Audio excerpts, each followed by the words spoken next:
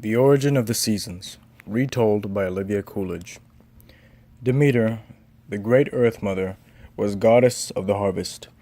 Tall and majestic was her appearance, and her hair was the color of ripe wheat. It was she who filled the ears with grain. In her honor, white-robed women brought golden garlands of wheat as first fruits to the altar. Reaping, threshing, winnowing, and the long tables set in the shade for the harvester's refreshment, all these were hers.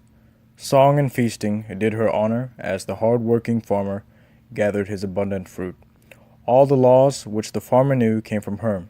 The time for plowing, what land would best bear crops, which was fit for grapes, and which to leave for pasture.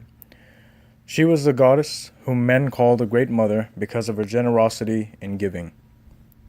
Her own special daughter in the family of the gods was named Persephone. Persephone was the spring maiden, young and full of joy. Sicily was her home, for it is a land where the spring is long and lovely, and where spring flowers are abundant.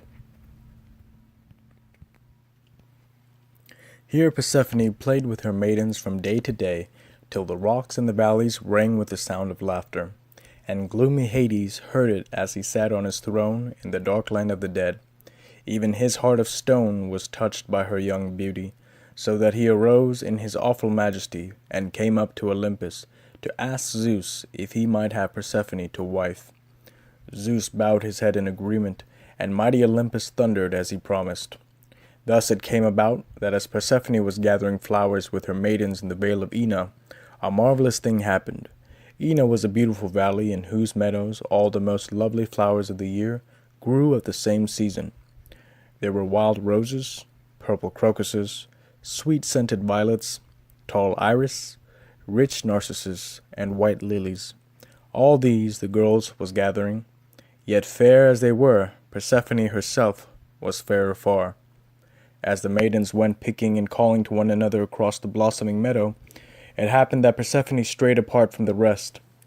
Then, as she looked a little ahead in the meadow, she suddenly beheld the marvelous thing. It was a flower so beautiful that none like it had ever been known.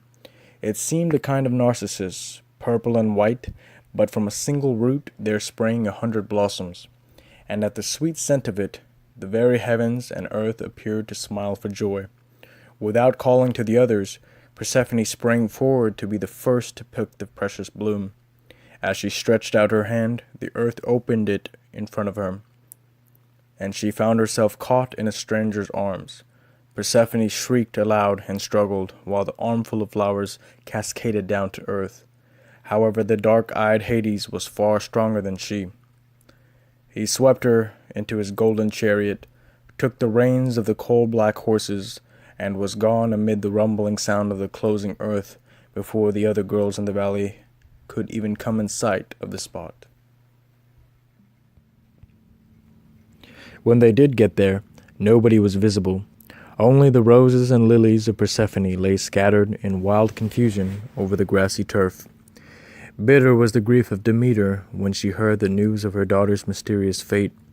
Veiling herself with a dark cloud, she sped, swift as a wild bird, over land and ocean for 9 days, searching everywhere and asking all she met if they had seen her daughter. Neither gods nor men had seen her. Even the birds could give no tidings, and Demeter in despair turned to Phoebus Apollo, who sees all things from his chariot in the heavens. "Yes, I have seen your daughter," said the god at last. "Hades has taken her with the consent of Zeus, that she may dwell in the land of mist and gloom as his queen." The girl struggled and was unwilling, but Hades is far stronger than she.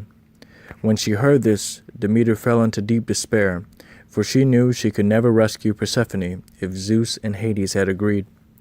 She did not care any more to enter the palace of Olympus, where the gods live in joy and feasting, and where Apollo plays the lyre while the muses sing. She took on her form of an old woman, worn but stately, and wandered about the earth, where there is much sorrow to be seen. At first she kept away from the homes of people, since the sight of little children and happy mothers gave her pain. One day, however, as she sat by the side of the well to rest her weary feet, 4 girls came down to draw water. They were kind-hearted and charming as they talked with her, and concerned themselves about the fate of the homeless stranger woman who was sitting at their gates. To account of herself, Demeter told them that she was a woman of good family from Crete, across the sea, who had been captured by pirates and was to have been sold for a slave. She had escaped as they landed once to cook a meal on shore, and now she was wandering to find work. The four girls listened to this story, much impressed by the stately manner of the strange woman. At last, they said that their mother, Metaneira, was looking for a nurse for their newborn brother, Demophoon. Perhaps the stranger would come and talk with her. Demeter agreed, feeling a great longing to hold a baby once more, even if it were not her own. She went, therefore, to Metaneira, who was much struck with the quiet dignity of the goddess, and glad to give her charge of her little son. For a while thereafter, Demeter was nurse to Demophoon, and his smiles and babble consoled her in some part of her own darling daughter. She began to make plans for Demophoon. He should be a great hero. He should become an immortal, so that when he grew up, she could keep him with her. Presently, the whole household was amazed at how beautiful Demophoon was growing, the more so as they never saw the nurse feed him anything. Secretly, Demeter would anoint him with ambrosia, like the gods, and from her breath, as he lay in her lap, he would draw his nourishment. When the night came, she would linger by the great fireside in the hall, rocking the child in her arms while the embers burned low and the people went off to sleep. Then when all was still, she would stoop quickly down and put the baby into the fire itself. All night long the child would sleep in the red-hot ashes, while his earthly flesh and blood changed slowly into the substance of the immortals.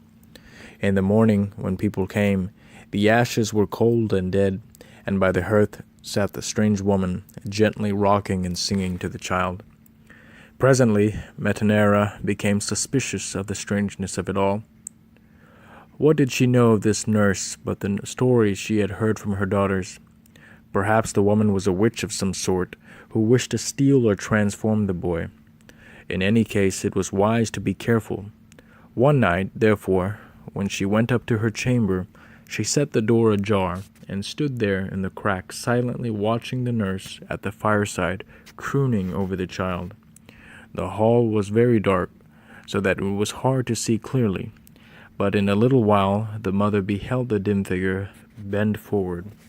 A log broke in the fireplace, a little flame shot up, and there clear in the light lay the baby on top of the fire.